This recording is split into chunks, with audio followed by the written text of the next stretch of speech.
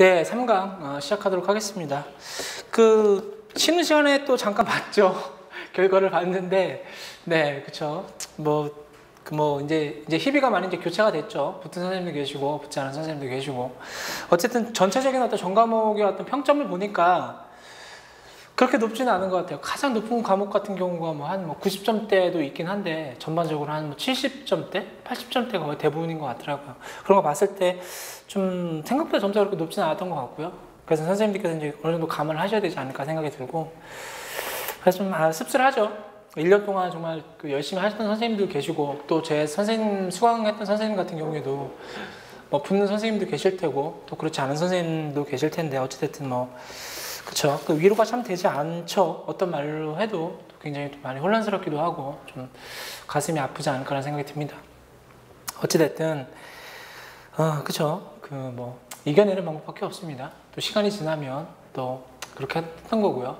또 실패했다고 해서 자책하는 것보다도 그 실패한 그 원인을 찾아서 자기 스스로가 그런 부분들을 이제 보완하는 것이 무엇보다 중요하다는 생각이 들고요. 시험을 계속 떨어지는 사람들을 보면 대부분 그런 말 많이 하잖아요. 그죠? 의지가 좀 약해서 그런 경우가 굉장히 많다. 그러니까 자기 스스로 자책을 하게 되는 거고 그렇게 하는 경우가 굉장히 많다고 하더라고요. 근데 충분히 이해가 되고 인간이기 때문에 그럴 수밖에 없다는 생각이 들어요. 그래도 더 독한 마음을 갖고 이겨내는 게 무엇보다 중요하지 않나 생각이 들고요. 또 그걸 이겨내는 사람은 그렇게 드물죠. 그렇죠? 그런 말 하잖아요. 실패는 성공의 어머니다. 그래서 실패를 통해서 이제 성공 가능성을 좀 더 높여갈 수 있다고 하는데, 저는 적어도 학습에 있어서는 실패가 별로 그렇게 좋은 것 같지는 않아요. 왜냐면 유일하게 공부 학습 같은 경우에는요, 자신감과 좀 많이 좀 직결되는 것 같아요. 그래서 시험 성적이 낮고 자꾸 몇 번 떨어지다 보면은 더 위축이 돼가지고 별로 안 좋은 것 같아요. 다른 일은 모르겠어요. 다른 일 같은 경우에는 내가 실패를 하면 그 실패를 교훈 삼아서 어떻게 하겠다라는 그런 게 더 많은 것 같은데, 학습에 있어서는 조금 그런 것 같아요. 그래서 장수생들이 그래서 조금 어렵지 않나 생각이 듭니다. 그래도 이겨내야지 어떻게 하겠습니까? 자신이 어떤 교사가 되겠다는 그 꿈 하나만 가지고 이겨내는 게 무엇보다 중요하지 않나 생각이 들고요. 아무튼 저 역시도 결과를 보니까 좀 씁쓸한 면도 있습니다. 어찌됐든 그쵸. 그리고 또 올해가 TO가 어떻게 될지 모르겠어요. 한 6월 달에 예비 TO 나와봐야 알겠지만, 올해 좀 전반적인 내용들을 봤을 때는 사실은 좀 굉장히 좀 암울한 수준이 아닐까 생각이 들어요. 특히 또 박근혜 정부 들어서 시간교사제? 그쵸. 시간교사제 맞죠. 그죠. 시간교사제를 또 한다고 하는 거 보니까, 제가 오늘 아침에 이제 교육신문을 읽으면서 보니까, 이제 교총이나 아니면 정규제에서는 당연히 굉장히 반대를 많이 하죠. 보니까 2, 3일 동안 출근하는 거더라고요. 일주일에 한 이틀, 3일 정도 해서 한 3, 4시간, 실질적인 수업하는 시간은 3, 4시간 정도밖에 안 되고, 또 겸직이 허용된다고 하더라고요. 근데 얼마 전에 청주에서 그런 일이 있었거든요. 청주에서 모 교사가, 영어 교사가 기간제 선생님인데 시험 문제를 유출해서 시험을 다시 봤던 사건이 있었거든요. 청주뿐만 아니라 아마 그런 일이 많이 있을 거예요. 시험 문제를 유출하는 경우도 많은데, 하물며 이것이 만약에 진짜 시간 교사제가 형성이 돼서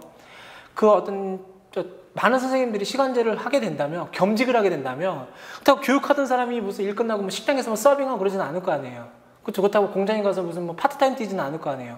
분명히 시간 강사를 하면, 시간제 교사를 하면 분명히 학원에서 일할 수밖에 없는 거거든요. 그러다 보면은 학교에서 시험 문제 유출이 안 될까요? 그런 일차적인 그런 문제도 있는 거고요. 또 요즘 또 학생들이 또 워낙에 또 영악한 부분이 많이 있어서, 제가 이제 아는 동생들이나 후배들, 기간제 하는 선생님들 이야기를 들어보면 구분을 많이 진다고 하더라고요. 전 선생님이 정교사냐? 아니면 학부모들도 그런 말 많이 물어본다고 하더라고요. 진짜 민망하잖아요. 민망하기도 하고. 그게 전혀 부끄러운 일이 아님에도 불구하고 굉장히 좀 위축되기도 하고, 또 학부모들은 또 차별을 한다고 하더라고요. 기간제 선생이라고 하면 좀 약간 좀 색안경 끼고 보고.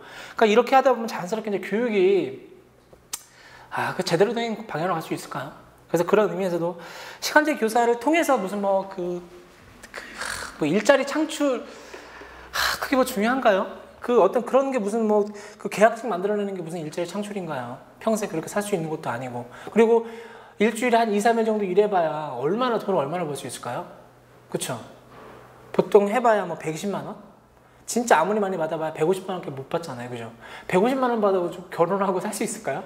저도 결혼 못해서 좀 많이 주변에 어떤 부모님들 어떤 질타를 받고 많이 있긴 하지만, 왜냐면 너무 어렵잖아요. 특히 뭐 20, 30대를 요즘 뭐 3포 세대라고 하죠. 연애도 포기하고 있고 출산도 포기하고 있고 결혼도 포기하고 있다. 저는 그 말에 정말 심히 공감이 가거든요.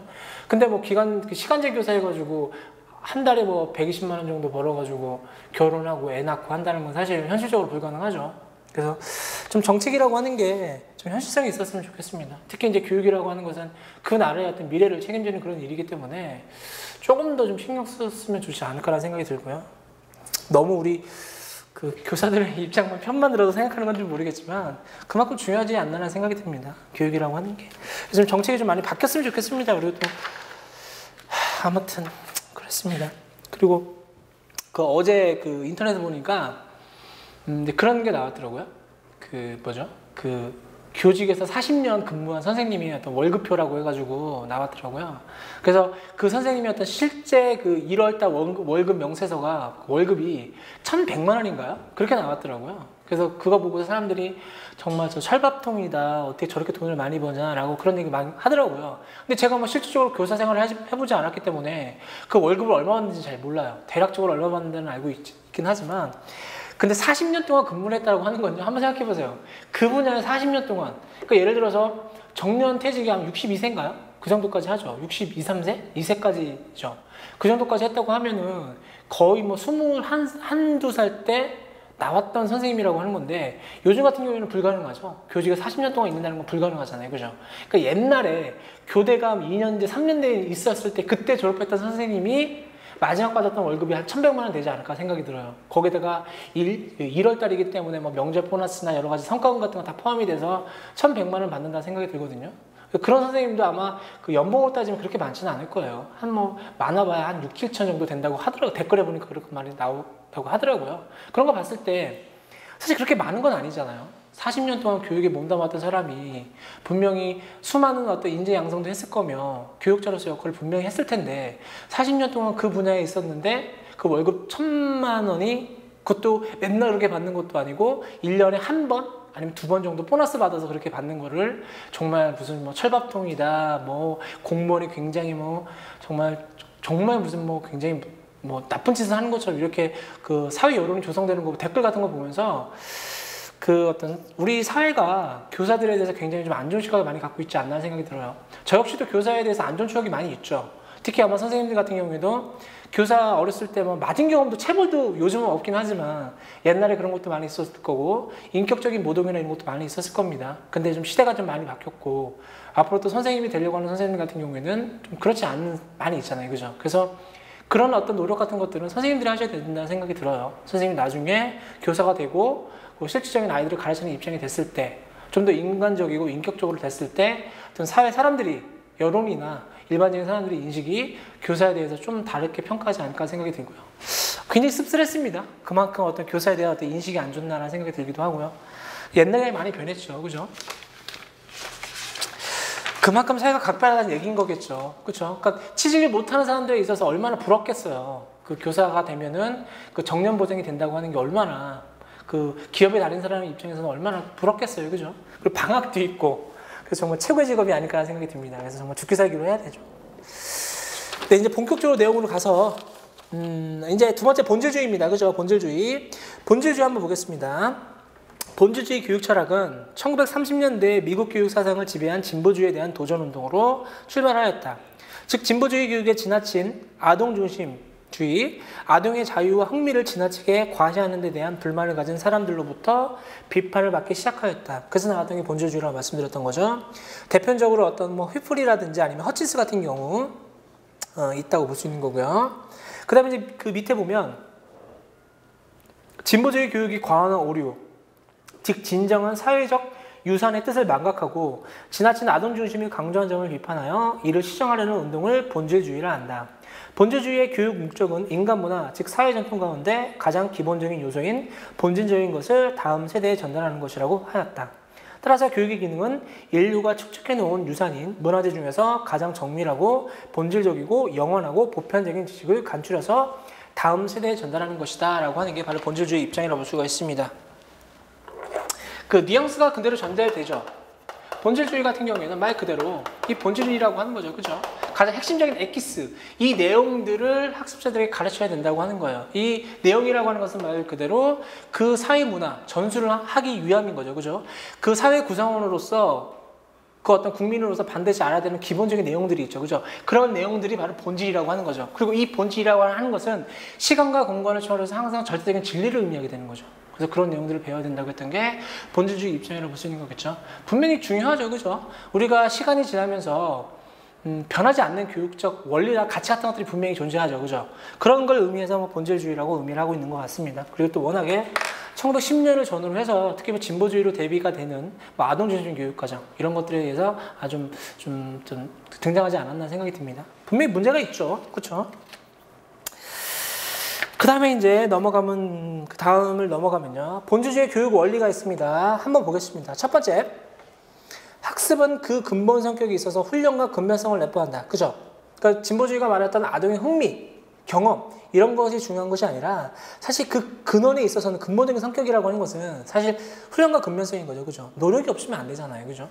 그렇죠. 당연히 학습을 하고 공부함에 있어서 노력이 전제가 되지 않으면 아무 의미가 없습니다. 그래서 그런 의미에서 주장하고 있는 거고요. 또 싫어도 해야 되는 게 또 공부잖아요. 그렇죠? 자기가 너무 싫어도 반드시 교육하기 좋아서 공부하는 사람이 누가 있겠습니까? 그렇죠? 교사가 되는 사람들 중에서 정말 나는 교육하기 너무 좋아. 이 교육학을 통해서 아이들을 한번 가르치고 싶어. 이렇게 하는 사람 별로 없잖아요. 그 교사가 되기 위해서 공부를 하기 위해서는 반드시 기본적으로 배워야 되는 것. 설사 자기가 하기 싫다 하더라도 반드시 배워야 되는 거죠. 그런 의미에서 훈련과 근면성이 내포된다고 볼 수 있는 거고요. 두 번째는요. 교육에 있어서 주도권은 아동이 아니라 교사에게 있어야 한다는 것이죠. 아동은 미성숙한 관점으로 바라보는 게 바로 본질주의의 입장입니다. 아동은 미성숙하죠. 그렇기 때문에 아동을 믿을 수가 없어요. 아동이 자신들이 어떤 자발적으로 원하는 것을 제대로 할 수 없다고 보기 때문에 그렇죠? 성숙한 성인의 조력과 도움을 통해서 이끌림에 통해서 교육이 이루어져야 된다고 봤던 게 바로 본질주의 입장이라고 볼 수 있는 겁니다. 세 번째는 교육과정의 중심은 교재를 철저하게 이수하고 거기에 몰두하는 것이다. 그리고 이 교재라고 하는 것은 바로 본질적인 내용들, 시간과 공간을 초월하는 본질적인 엑기스를 담고 있는 내용들, 이것을 체계화시킨 것, 논리성에 따라서 체계화시킨 것이 바로 교재라는 입장이기 때문에 교재를 중심으로 그 내용을 공부해야 된다고 하는 입장이겠죠. 네 번째는요. 학교는 정신훈련에 있어서 전통적 학문, 훈련 방법을 유지해야 된다라고 하는 게 바로 본질주의 입장이라고 볼 수가 있습니다. 그래서 그 밑에 보게 되면 진보주의와 본질주의를 비교를 하게 되는 거죠. 흥미를 강조할 것이냐, 아니면 노력을 강조할 것이냐, 아니면 자유를 강조할 것이냐, 아니면 훈련을 강조할 것이냐, 아니면 아동의 자발성이냐, 아니면 교사의 어떤 주도성 내지는 자발성이냐, 아니면 아동의 경험을 강조할 것이냐, 아니면 교과 또는 교재를 강조할 것이냐, 아니면 아동의 흥미, 즉 심리적 측면에 통해서 교재를 조직할 것이냐, 아니면 논리적 측면 을 근거해서 교재를 구성할 것인가, 그리고 또 지금 현재 직접적 목적에 초점을 맞출 것인가, 아니면 장래의 목적에 초점을 맞춰서 교육할 것인가. 그래서 진보주의와 본질주의 대비되는 관점도 선생님께서 반드시 이해를 하셔야 되는 겁니다. 그 다음에 이제 비판 한번 보겠습니다. 어떤 점에 있어서 비판을 받는지. 첫 번째, 문화적 보수적인 거죠. 그렇죠? 어떤 의미인지 이해되시죠? 본질주의가 자체가 워낙에 굉장히 좀 보수적이죠. 그리고 굉장히 정적이죠. 변화를 잘 하지 않잖아요. 그렇기 때문에 사실 뭐 굉장히 보수적인 면에서, 왜냐면 시대는 계속 변하잖아요. 변화하고 발전하고 흐르기 때문에 그 흐름에 맞춰야 되는데 사실 너무 정적이기 때문에 좀 보수적으로 치닫는 경우가 있죠. 아마 많이 느끼실 거예요. 우리 정치도 마찬가지잖아요. 그죠? 두 번째는요. 본질주의가 아동의 창의성과 지적인 주도권을 배양하는 데 소홀할 수 있죠. 왜냐하면 경험중심 교육과정 같은 경우 또는 진보적인 교육과정 같은 경우에는 아무래도 아동의 어떤 흥미라든지 관심, 영역에 의해서 교육이 시행되는 반면에 그 본질주의 같은 경우에는 정해진 어떤 논리적 구조에 따른 어떤 교재라든지 아니면 성인, 내는 교사 중심의 교육이 이루어진 거기 때문에 어떤 창의성이라든지 아니면 지적인 주도성 같은 것들이 제대로 잘 안 되죠. 왜냐면 진리는 정해져 있는 거예요. 사실 창의성이라고 하는 건 사실 굉장히 기발해야 되는 거잖아요. 그죠? 그런 의미에서 봤을 때 본질주의의 어떤 한계점을 갖고 있지 않나 라고 지적할 수 있는 거고요. 세 번째는요. 미래 사회 전망과 사회 혁신의 자세가 미흡하죠. 왜냐하면 보수적 성격 때문에 변화를 두려워한다 볼 수가 있습니다. 그 다음에 세 번째는 항존주의입니다. 항존주의. 항존주의는 한번 보세요. 항존주의 의 한번 보면 맨 밑에 한번 보세요. 진보주의가 변화와 발전을 중심으로 하는 실용주의에 기반을 둔 반면 밑줄 보세요. 항존주의는 변하지 않고 영원한 이성, 영혼 등의 훈련을 중시한다. 그래서 그런 내용들을 중시한다는 내용이 나오게 되는 거죠. 그죠? 그러니까 이성의 훈련이 가장 핵심적인 내용이라고 볼 수가 있습니다. 그리고 이 이성의 훈련을 위해서 반드시 필요한 것은 바로 그 고전이라고 보는 거죠. 그죠? 바이블이라고 하는 고전을 굉장히 중시하는 입장이라고 볼 수가 있습니다. 그래서 그 첫 번째 철학적 근거는요, 그 어떤 불변의 진리입니다. 그 소위 말하는 진선미라고 하는 어떤 불변성의 진리이죠. 그죠?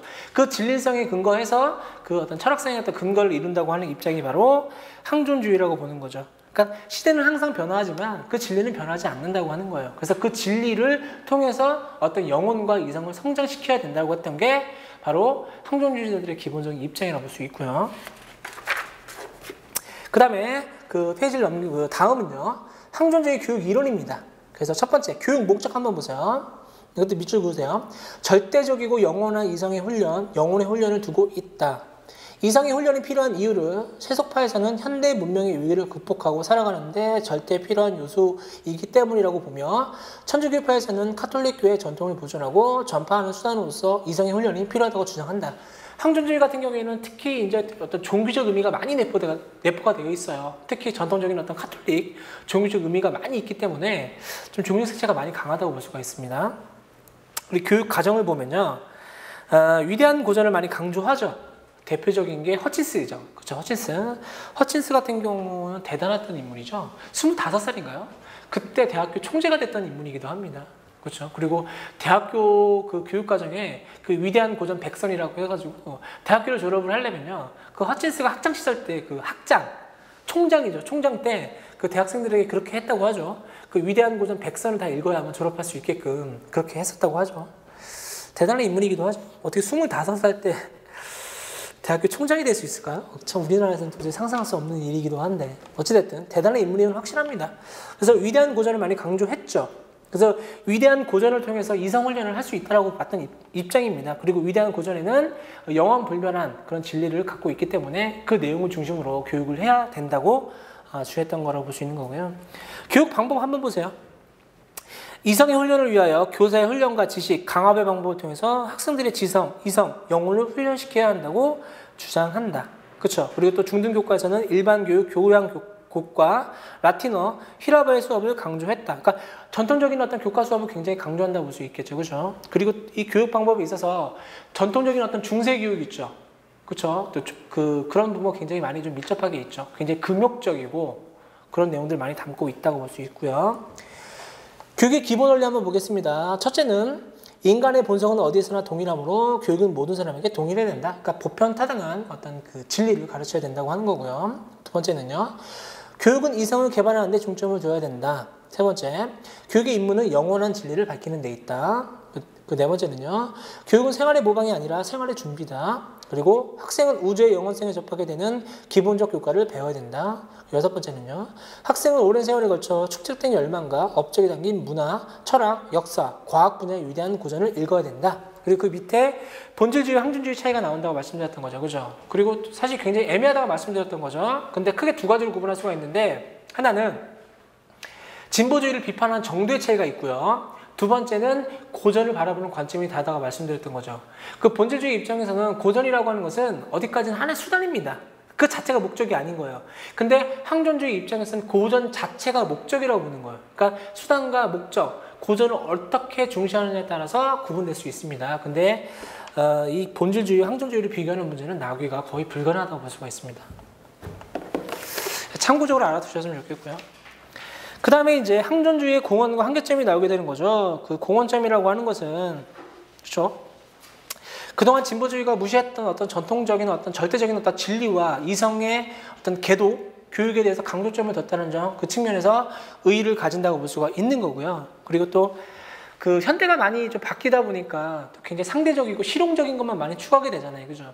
그래도 잃어서는 안 되는 어떤 기본적인 본질적인 것들에 대해서 관심을 일으켰다는 점에서 충분히 의의가 있다고 볼 수가 있습니다. 그런 점에서 의의가 있는 거고요. 그 다음에 한계점이 있습니다. 그러니까 본질주의랑 굉장히 유사합니다. 첫 번째는 지나친 보수주의죠. 그죠? 급변하는 사회를 따라갈 수가 없습니다. 그리고 두 번째는요, 아동의 자발성을 무시하죠.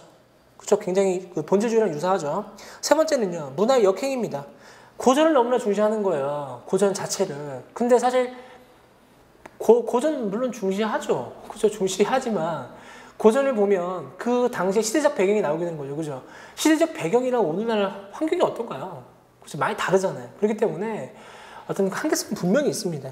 그리고 귀족성인 거죠. 그죠? 귀족성이라고 하는 것은 어떤 그 위대한 고전에 보면 어떤 뛰어난 인물들이 나오게 되는 거죠. 그죠? 근데 모든 인간이 뛰어난 인물처럼 될 수는 없습니다. 그렇죠? 그렇기 때문에 어떤 귀족성인 거죠. 인간은 유인이 아니잖아요. 그죠? 그렇기 때문에 어떤 그런 한계성, 귀족성의 한계를 갖는다고 볼 수 있는 거고요. 그 다음에 이제 마지막으로 이 세 가지를 종합해서 등장했던 게 바로 재건주의라고 볼 수가 있습니다. 재건주의. 그렇기 때문에 사실상 모든 내용을 다 포괄하고 있다고 생각하시면 될 것 같아요. 그렇기 때문에 문제에 나올 가능성은 제일 희박하다고 볼 수가 있는 거죠. 왜냐면 특징이 없죠. 한번 보겠습니다. 재건주의는 문화 재건주의 혹은 개조주의라고 하는데, 재건주의는 미국의 교육 철학인 진보주의, 본질주의, 항존주의는 이 세 가지 입장을 조업하려는 교육 철학이다. 그러니까 대표적인 사상가들이 바로 브라멜드가 있는 거고요. 그러니까 이 모든 것을 다 종합을 해서 재건이죠. 그죠? 사회의 어떤 재건을 위해서 시행하는 어떤 그런 내용이라고 볼 수 있는 거고요. 특히 이제 특히 미래지향적인 어떤 교육 철학의 내용을 담고 있는 것이 바로 재건주의라고 볼 수가 있습니다. 그럼 한번 왜 등장했으며 기존의 사상이 갖고 있는 한계점을 한번 보겠습니다. 첫 번째는요, 진보주의가 있죠. 진보주의는 자유주의의 장점에 대해서는 아주 뛰어나지만 자유주의의 약점에 대해서는 약하기 때문에 현재의 위기를 극복할 수가 없다. 그렇죠? 이 자유주의의 가장 큰 특징이라고 하는 건 뭐냐면, 진보주의 한번 생각해 보세요. 개인중심적이죠. 그리고 굉장히 자유분방하죠. 그렇죠? 그런 점에서 한계점을 갖고 있기 때문에 재건주의 같은 경우에는 개헌주의를 탈피를 해서 사회 중심적인 어떤 그런 특징을 갖고 있거든요. 그러니까 어떤 느낌인지 이해되시죠? 그렇죠? 그 다음에 두 번째, 본질주의는 격변하는 시기에 있는 현대와 같은 문화 변동기에 감당해낼 수 없는 철학이다. 그죠? 그러니까 역동성이 없는 거죠. 그죠? 그러니까 변화, 흐름에 대해서 제대로 맞출 수가 없는 그런 한계점을 갖고 있는 거죠. 그래서 그런 부분에 있어서 보완하는 거고요. 항존주의는 비민주성을 내포하고 있죠. 그죠? 당연하겠죠. 그죠? 그렇기 때문에 성인 중심의 교육을 많이 강조하기 때문에, 그리고 이성과 영혼의 어떤 교육을 강조하는 거기 때문에 굉장히 엄격하죠. 그리고 굉장히 뭐라고 해야 되나요? 규율적이죠. 종교적 색채가 강하기 때문에 그렇습니다. 그렇기 때문에 어떤 비민주성을 내포하기 때문에 이러한 문제점을 극복하려고 했던 것이 바로 재건주의입니다. 그래서 진보주의, 본질주의, 항존주의의 어떤 한계점과 장점을 다 결합한 것이 바로 재건주의라고 볼 수 있겠죠. 교육 이론을 한번 보면요. 교육 목표 한번 보세요. 사회적 자아 실현이며 이것은 사회 중심적이며 자아 중심적인 인간 경험을 의미한다. 이것이 교육 목표예요. 가장 핵심적인 것이 바로 자아 실현이라고 볼 수 있는 거고요. 그 다음에 학습 방법을 보면요. 교육에 있어서 특히 교사의 설득을 중시한다. 그리고 자기 자신의 어떤 직접 경험 또는 다른 사람의 간접적 경험을 중시한다. 이거 다 강조하죠. 그죠? 진보주의에서 말했던 학습자의 경험을 또 강조하게 되는 거고요. 그 다음에 본질주의에서 말했던 교사 중심의 어떤 교육, 간접적 교육 같은 것도 많이 강조를 하죠. 그러니까 다 통합적인 관점인 거예요. 그리고 세 번째는요. 교실과 향토 사회에서 자유롭고 정확한 의사소통을 굉장히 중시한다는 점. 그 네 번째는요. 소수의 의견을 용납하는 공개적인 참여와 다수의 합의를 존중한다는 측면. 다섯째는요. 활동 및 집단적 학습을 중시한다는 측면. 그렇죠. 이런 내용들을 강조한다고 볼 수 있는 거고요. 그 다음에 이제 교육 원리 특징 같은 것들을 한번 읽어보시면 되는 거고요. 그 밑에 이제 한계 한번 보세요. 공헌점과 한계점을 보면 공헌점이라고 하는 것은 그 미래를 대비할 수 있는 그런 내용들을 많이 담고 있는 거고요. 그 다음에 기존의 어떤 철학사상들의 어떤 장단점을 포괄할 수 있는 그런 내용들을 구성하고 수 있다는 점, 장점이라고 볼 수 있는 거고요. 비판점이라고 하는 것은 사실은 첫 번째 보세요. 다수의 합의에 의한 교육의 한계. 다수의 합의가 필요하긴 하죠. 근데 현실적으로 굉장히 어렵죠. 그죠? 우리나라 교육계 한번 생각해 보세요. 다수의 합의가 가능하지도 않을 뿐더러 굉장히 어렵죠. 그리고 주입식 교육. 브라멜드 교육에 있어서 그 주입식 교육도 굉장히 어떤 그 교사의 설득이나 이런 것들을 굉장히 강조하긴 하지만 사실 설득을 통해서 교육을 한다는 건 한계가 있지 않나요? 어떻게 설득을 통해서만 그 교육을 할 수가 있나요? 분명히 교육을 하려면요. 주입식 교육이 반드시 필요할 수밖에 없습니다. 그래서 이제 그런 부분에 있어서 주입식 교육이 불가피하다는 점, 그렇죠? 그런 점을 강조할 수 있는 거고요. 그 다음에 교육의 능력에 대한 과신적인 측면에서 교육을 통해서 이상사회를 건설할 수 있는 굉장히 어떤 이상적인 어떤 입장을 갖고 있습니다. 하지만 사실 이상세계 건설이 그렇게 생각처럼 쉽지는 않은 일이죠. 그렇기 때문에 이 재건주의 자체가 너무 이상적인 거에 치우쳤다라는 그런 비판점과 한계점을 가지고 있다고 볼 수가 있습니다. 그래서 그런 점을 지적하고 있는 겁니다. 그래서 이제 다음 페이지를 보게 되면 그 네 가지를 비교하는 것들이 나오게 되는 거죠. 그죠? 그래서 이런 부분들도 선생님께서 한번 읽어보시면 되는 거고요. 특별히 어려운 건 없을 겁니다. 아마 우리 선생님께서 그동안 너무나 많이 익숙하게 공부했던 내용들이라 아마 특별히 어렵진 않았을 거예요. 네. 그리고요, 이제 실존주의 철학입니다. 이 실존주의 철학은요, 그 20세기 후반의 교육입니다. 기본적으로 20세기 후반에 들어서 어떤 철학사조가 등장했는지에 대해서 공부하고 있는 거고, 그래서 뭐 실존주의라든지 아니면 뭐 분석 철학이라든지 아니면 비판 철학 아니면 포스트 모더니즘 같은 것들이 등장하기 시작합니다. 그래서 제목을 하게 되면 20세기 후반의 교육 철학이라고 볼 수 있고요. 그 세부적으로 등장하게 되면 뭐 실존주의도 있고요. 네, 2번은 분석 철학도 있고요. 세 번째는 뭐 비판 이론도 있고요. 비판 철학이라고 할게요. 네 번째는 뭐 포스트 모더니즘까지도 있습니다. 그래서 20세기 후반의 교육 철학을 크게 네 가지로 구분할 수가 있습니다. 물론 뭐 더 있을 수 있어요. 더 있을 수 있긴 한데 실존주의 같은 경우는 사실은 어떤 교육 그 철학적인 관점에서 나온 거기 때문에 이 실존주의 교육 철학과 관련해서 문제가 나올 가능성이 있긴 있습니다. 대표적으로 어떤 부부와의 만남의 교육이라든지 아니면 뭐 많이 있죠. 뭐 하이데거나 뭐 야스퍼스 같은 경우에도 실존주의 철학자라고 볼 수 있는 거기 때문에, 그리고 오늘날의 어떤 주체성을 강조하는 교육과도 분명히 연관할 수 있기 때문에 실존주의가 가장 중요하다고 볼 수 있는 거고요. 그다음에 분석 철학 같은 경우에는 20세기 초중반부터 시작이 됐습니다. 그래서 비엔나 학파라고 해서 그 분석이라고 하는 건 뭐냐면 개념입니다. 개념, 언어. 예를 들어서 우리가 뭐 플라토의 이론과 관련돼서는 우리 뭐 이데아라는 말 많이 쓰죠. 이데아라는 말 많이 쓰잖아요. 그죠? 근데 우리는 그 분석 철학이 등장하기 전까지 우리는 뭐 이데아가 어떻고, 뭐 이성이 어떻고, 영혼이 어떻고 계속해서 그냥 썼잖아요. 그죠? 근데 분석 철학자 입장에서 보게 되면 이데아가 뭔데, 영혼이 뭔데, 이성이 뭔데라고 하는데 의문점이 있는 거예요. 우리가 그동안 무의식적으로 계속 사용했던 교육적 개념 자체가 사실 그 개념에 대해서 과연 명확한가에 대해서 의심을 하기 시작했던 겁니다. 그래서 그동안의 모든 교육 개념이나 언어 같은 것들에 대해서 분석하기 시작했던 거예요. 그렇죠. 그래서 나왔던 이름이 분석 철학이라고 하는 거예요. 근데 이 분석 철학은 중요하지가 않아요. 왜냐하면 분석 철학 자체를 통해서 이 교육 철학이 쇠퇴하기 시작했습니다. 왜냐하면 새로운 연구를 하지 않고서 계속해서 기존에 했던 개념이나 언어 같은 것들을 계속 분석을 하다 보니까 논리적인 한계점을 갖고 있는 거예요. 그러다 보니까 자연스럽게 교육 철학이 쇠퇴할 수밖에 없는 겁니다. 그래서 사실상 이 철학을 죽인 게 바로 분석 철학인 겁니다. 특히 영리 철학이에요. 그렇기 때문에 분석 철학 자체는 지금 죽여버린 거예요. 지금 죽었습니다. 그렇기 때문에 분석 철학과 관련해서 문제가 나올 가능성은 거의 없습니다. 그래서 그냥 참고적으로만 제가 개론 수업이기 때문에 이해를 시키려고 하는 겁니다. 그렇기 때문에 나중에 이제 분석 철학 공부하게 되면 그냥 의미만, 교육적 의미에 대해서 탐구하고 연구하기 시작했다, 이 정도만 이해하시면 되고, 최근에는 그 의미가 거의 많이 죽은 이론이다, 사상대의 이론이라고 생각하시면 될 것 같아요. 왜냐면 새로운 이론을 만들어내지 못해요. 기존에 있었던 개념이나 이것만 분석하지 새로운 교육이 어떻다라고 하는 어떤 의미라든지 가치 같은 것들을 제시를 못하기 때문에 한계점을 가질 수밖에 없는 거예요. 그리고 이 비판 철학은 중요합니다.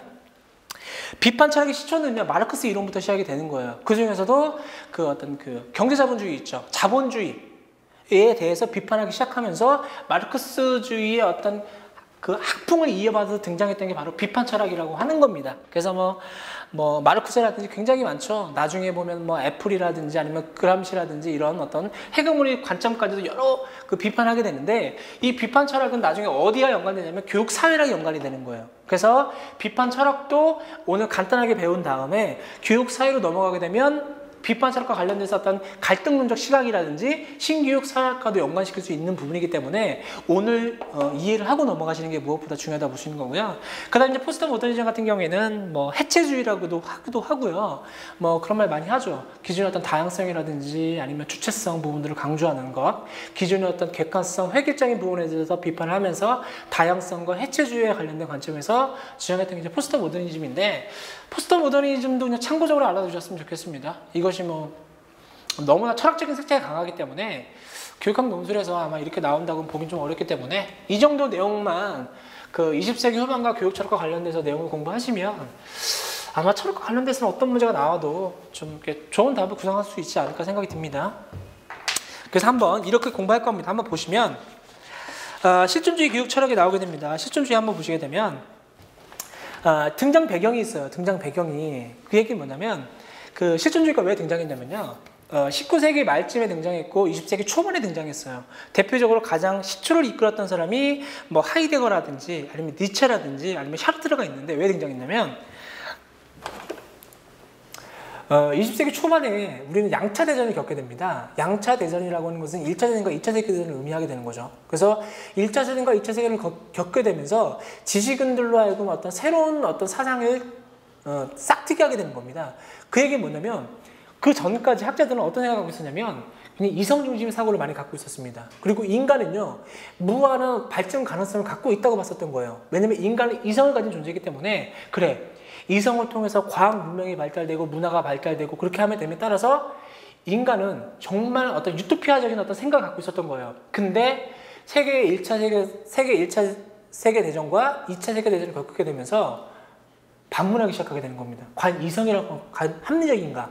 왜냐면 전쟁이라고 하는 게 옛날에 전쟁했을 때는 어땠나요? 그냥 몇 사람만 싸우면 되는 거예요. 그 일부 지역에서만 서로 뭐 창 들고 싸우고 총으로 싸우고 그만인 건데 과학 문명이 발달됨에 따라서 1차 세계대전, 2차 세계대전 한번 생각해 보세요.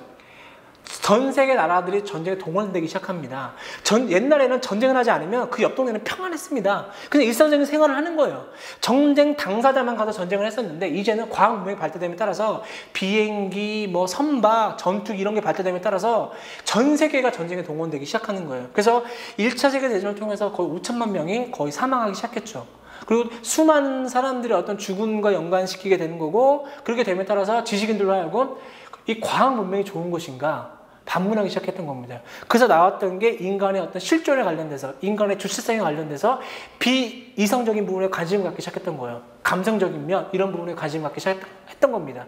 그 전에 어떤 교육이라고 하는 게 철학이라고 하는 것이 너무나 이성적이기 때문에 그 같은 문제가 발달됐다고 보는 겁니다. 그렇기 때문에 비이성적인 부분, 주체성, 개인성을 강조하는 이런 부분에 있어서 등장했던 것이 바로 실존주의 철학입니다. 그리고 실존주의 철학의 어떤 핵심적인 모티브를 가지고 교육적인 의미를 뽑아냈던 것이 바로 실존주의 교육 철학이라고 볼 수가 있습니다. 그래서 기본적인 이 의미를 가지고 한번 보게 되면요. 그래서 위에 보면 읽어보면 막 이런저런 내용이 나옵니다. 뭐 1차 세계대전과 2차 세계대전이 나오게 되는 거고 뭐 하이데거, 샤르트르 내용이 나오게 되는데 그냥 가볍게 읽으시면 되는 거예요. 제가 이야기했던 내용들을 어떤 설명하고 있는 내용이라고 이해하시면 될 것 같고요. 그래서 결국은 말하면 인간 실존, 어떤 주체성에 대한 관심을 갖기 시작했던 거 이해를 하시면 될 것 같고요. 그 다음에 두 번째 이제 밑에 보면 기본 관점이라는 게 나오게 되는 거죠. 그래서 기본 관점. 그래서 이제 실존주의와 관련돼서 그 눈여겨볼 사상가가 누가 있냐면 뭐 샤르트르나 하이데거 같은 경우에는 그냥 철학자입니다.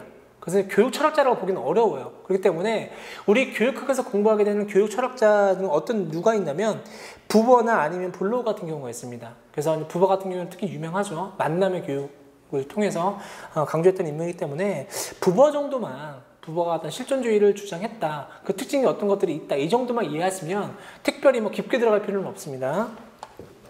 그래서 한번 그 내용 보면 기본 관점 첫째 한번 보세요. 첫째 밑줄 보세요. 개인의 중요성을 강조한다. 실존주의는 사람의 철학이다. 여기까지 밑줄 보세요. 이게 가장 핵심적인 겁니다.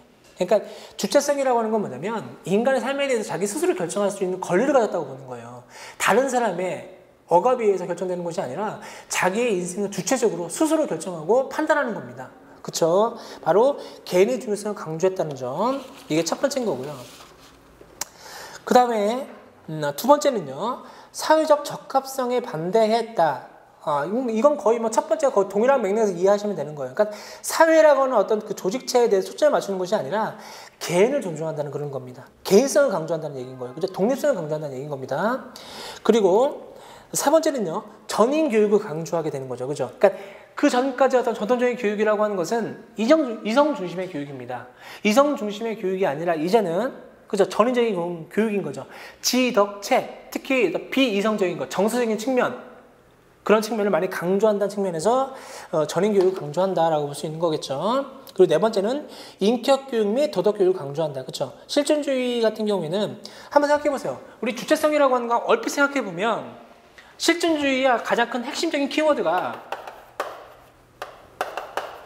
핵심적인 키워드가 주체성입니다. 그리고 자유입니다. 만약에 실존주의와 관련된 철학의 답을 구성하려면 주체성과 자유라고 하는 것, 그 다음에 개인 존중이라는 게 반드시 들어가야 돼요. 이게 기본적인 키워드거든요. 근데 주체성과 자유라고 하는 게 얼핏 보면 방임적일 수 있잖아요. 그죠? 자기 마음대로 하고 싶어 하는 것이 어떤 실존주의 같잖아요. 그죠? 근데 여기서 말하는 건 그것이 아닌 거죠. 그래서 왜 도덕교육을 강조하냐면, 윤리를 강조하냐면, 주체성과 자유와 개인 존중이라고 하는 가장 그 모티브는요, 도덕적이어야 된다는 거예요. 윤리적인 거에 근거해야 되는 거예요. 그쵸? 방종이면 안 되잖아요. 그죠? 자유라고 하는 것은 또 다른 말을 하면 책임이 있는 거잖아요. 그죠? 자유의 기본적인 것은 책임이 존재한다고 볼 수가 있는 겁니다. 그렇기 때문에 실존주의 같은 경우에도 분명히 도덕교육이라든지 아니면 인격교육을 굉장히 강조할 수밖에 없는 거예요. 그래야만 주체성과 자유와 개인 존중에 따라서 교육을 할 수 있다고 보는 거예요. 도덕적이지 않은데 어떻게 주체적으로 교육을 할 수 있겠어요? 그렇죠? 그런 특징을 갖고 있다고 하는 거고, 밑에 보면 교육 목적 한번 보세요. 실존주의 교육사상의 교육 목적은 주체적인 삶을 영위해 나갈 수 있는 자아 실현된 전인의 양성에 두고 있다. 이게 가장 핵심적인 포인트입니다. 그렇죠? 주체적인 삶을 영위해 나갈 수 있는 자아 실현된 전인 양성이 있다. 라고 하는 게 가장 핵심적인 내용을 볼 수 있는 거고요. 교육 내용 보면 여러 가지 내용들이 나오게 되는 거죠. 그래서 뭐 한번 읽어보시면 여러 가지 내용들이 나오게 됩니다. 그 뭐 자아와 관련된 여러 가지 내용들 다 나옵니다. 그래서 뭐 역사, 문화 뭐 이런 내용들 다 공부하게 되는 거고요. 인문 교과에 대해서 공부도 하기도 하고요. 그리고 또 사회의 어떤 정치적인 부분, 그리고 좋은 부분뿐만 아니라 부조리한 면까지도 다 가르쳐야 된다고 얘기를 하고 있습니다. 그러니까 이 부분이 굉장히 조금 의아하죠. 그렇죠. 그 전까지는 어떤 성적인 부분이라든지 아니면 이런 부분들, 사회의 불합리하고 비정인, 부조리한 부분까지는 가르쳐야 되진 않았었는데, 실존주의 입장에서는 그 부분까지 다 가르쳐야 된다는 거예요. 왜냐면, 왜 그런 말을 하냐면, 한번 생각해 보세요.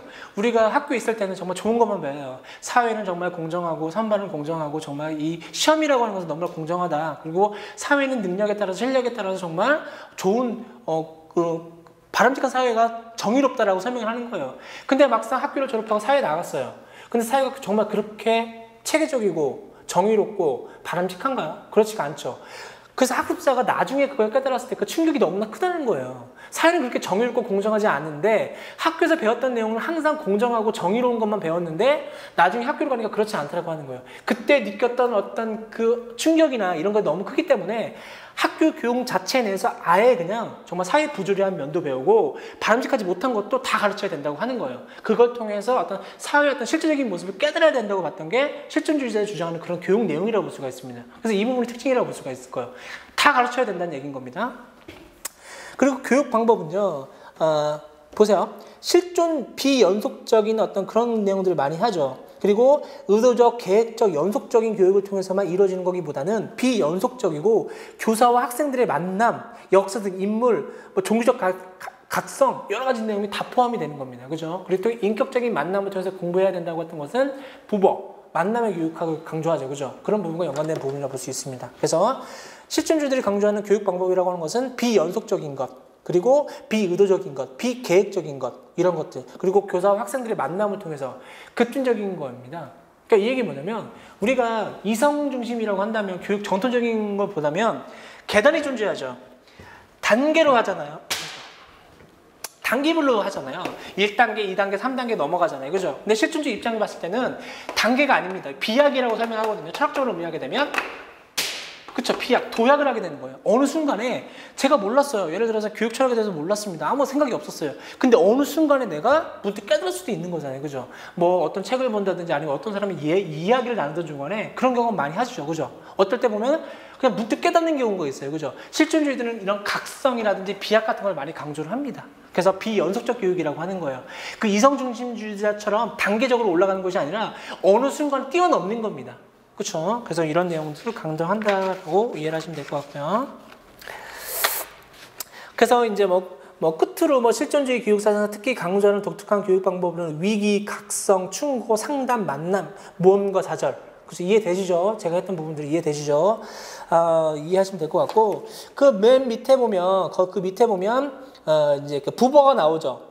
그렇죠. 그 만남의 교육이라고 하는 부분을 통해서 그 인격적 만남과 비인격적 만남이라고 하는 게 나오죠. 인격적 만남은 나와 너의 관계인 거고, 나와 비인격적 만남은 나와 그것의 관계라고 하는 거죠. 여기서 뭐냐면 이게 이제 그 부버가 독일학자거든요. 독일이 독일어를 사용하기 때문에 약간 좀 어렵긴, 이 번역상 어려움이 있는 것 같더라고요. 그리고 이제 학교에서 그 박사과정에 있는 선생님 보니까 어떤 선생님이 그 만남의 교육과 부부와 관련돼서 논문을 쓰고 계시더라고요. 근데 그 선생님이 말하는 게 뭐냐면, 기존의 학교에서 말하는 이 부부의 만남의 교육 자체가 굉장히 잘못 이해되고 있다는 부분을 많이 하더라고요. 뭐 제가 그 부분까지 이야기하기는 좀 어렵고 뭐 그렇게 깊숙하게 들어갈 필요는 없는 거고, 어찌됐든 간에 그 일반적인 개론서에서 말하는 이 나와 너라고 하는 건 뭐냐면 인격적인 관계인 거예요. 그렇죠. 인간 대 인간으로서 만나는 것이 바로 바람직한 교육이라고 보는 거고, 이것이 바람직한 인격적 교육이라고 봤던 거고, 반대로 비인격적 만남이라고 하는 건 뭐냐면 하나의 수단, 하나의 물질, 하나의 사물로 대하는 거예요. 하나의 수단으로서. 그런 교육은 대해서는 안 된다고 보는 거죠. 그래서 너라고 하는 것은 인간이잖아요. 그죠? 근데 여기서 그것이라고 하는 것은 대상, 사물인 거죠. 그죠? 객체인 거죠. 그렇기 때문에 그렇게 보면 안 된다고 하는 겁니다. 그래서 주체와 주체의 관계, 상호적인 관계, 대화적 관계, 직접적 관계, 비약적 삶의 변화, 이것이 부부가 강조하는 만남의 교육이라고 하는 거고, 비인격적 만남이라고 하는 것은 나와 그거, 주체와 객체, 그러니까 소유적인 관계죠. 사물. 그리고 좋지 못한 만남의 관계, 단절적 관계, 간접적 관계, 일상적, 기계적 삶의 유지, 이런 부분들이 비인격적 관계라고 하는 겁니다. 그러니까 실존주의를 이해하시면 부부의 사상이 왜 이런 말을 했는지 쉽게 이해가 될 수가 있습니다. 그렇죠? 그래서 제 내용을 이해하시고 관련 내용들을 읽어보시면 아마 쉽게 이해가 될 수 있을 거라 생각이 듭니다. 그리고요, 이제 교육적 시사점입니다. 교육적 시사점은 굉장히 많죠. 그렇죠? 비영속적 교육을 강조했다는 점, 그리고 이성적 교육뿐만 아니라 정의적 측면, 즉 전인적 교육을 강조했다고 하는 점, 그 다음에 어떤 그 교육 방법적인 면에서도 학생들의 어떤 개개인의 어떤 그 개인성, 개성, 존중, 어떤 주체성들을 강조했다는 부분에 있어서 분명히 의미가 있는 교육이라고 볼 수가 있습니다. 그래서 그 20세기 후반 교육 중에서 가장 의미 있는 교육이라고 한다면, 그리고 철학적으로 교육학 논술 쪽에서 문제가 나온다면 아마 가장 강력한 예상 문제가 아마 실존주의가 아닌가 생각이 들고요. 그리고 또 오늘날의 어떤 교육적 추세나 흐름 같은 것도 실존주의에 기반하고 있기 때문에 중요한 의미로 이해를 하시면 될 것 같습니다. 20분이 넘었네요. 그 시간이 다 됐습니다. 그래서 네, 오늘은 좀 그 첫째 날이기 때문에 좀 수업 진도가 좀 늦었습니다. 천천히 좀 조절을 했고요. 그 내일서부터 그리고 다음 주서부터는 좀 이론적인 중심 내용으로 많이 들어가겠습니다. 그래서 1월달, 2월달 같은 경우에는 그 이론 중심으로 많이 가고요. 또 3, 4월달까지 좀 더 심화하는 강의를 진행하고, 5월달, 6월달부터는 거의 시험 보는 그 전날까지 실전 문제 중심으로 계속해서 이제 글 쓰는 연습을 하도록 하겠습니다. 그리고 강의 계획서 보면 제가 그 수강생들한테 그 4문제 정도까지 첨삭을 진행한다고 했죠. 그죠? 다음 주에 교재가 나올 거예요. 거기 보면 뒤에가 보면 제가 1년 동안 했던 문제들이 쫙 나오거든요. 그래서 그 중에서 선생님들이 제가 실질적인 문제를 풀까 하다가도 선생님들이 아직까지 이제 이론을 공부하지 않았기 때문에 제가 뭐 시험을 본다거나 아니면 실질적인 문제를 내면 선생님도 좀 부담이 있지 않을까 생각이 들어서 그 교재 뒷부분에 보면 실전 문제가 굉장히 많아요. 그래서 선생님께서 그 문제 중에 하나를 선택을 해서, 그러니까 2주에 한 번씩입니다. 2주에 한 번씩 선택을 해서 그 문제를 작성을 하셔서 저한테 주시거나 아니면 이메일로 보내주시면 제가 개별적으로 선택을 하도록 하겠습니다. 그래서 어떤 문제를 선택하든 선생님의 그건 자유라고 생각하시면 될 것 같아요. 그래서 이제 그렇게 수업을 진행하는 것이 바람직하다는 생각이 들고요. 그리고 인강 선생님이나 아니면 그 직강 선생님 같은 경우에도 의견 같은 게 있죠. 수업을 어떤 방향으로 했으면 좋겠다. 아니면 선생님이 이런 것을 수업하지 않는데 이런 내용도 좀 더 추가적으로 해줬으면 좋겠다라는 의견이 있으면요. 제 그 메일이나 아니면 그 핸드폰 있죠. 저 문자 같은 걸로 통해서 그 제 메일 주소 다시 한번 알려드릴까요?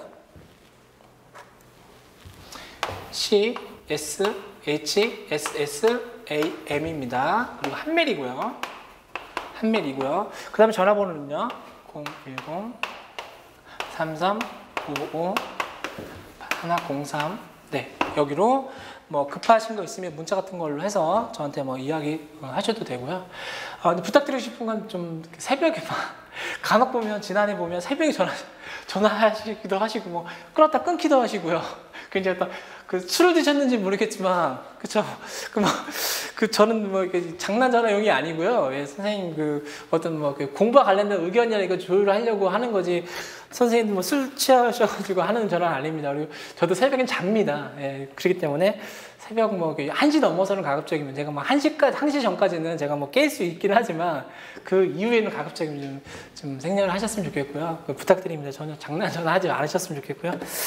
네, 아무튼 뭐 그 이후에 또 새로운 내용들은 계속 제가 그 수업 시간을 통해서 전달하도록 하겠습니다. 그래서 오늘 첫 수업을 진행했고요. 앞으로도 계속 또 같이 열심히 해서 좋은 결과가 있었으면 좋겠습니다. 예, 대단히 수고 많이 하셨고요. 저는 또 내일 찾아뵙도록 하겠습니다. 네, 감사합니다.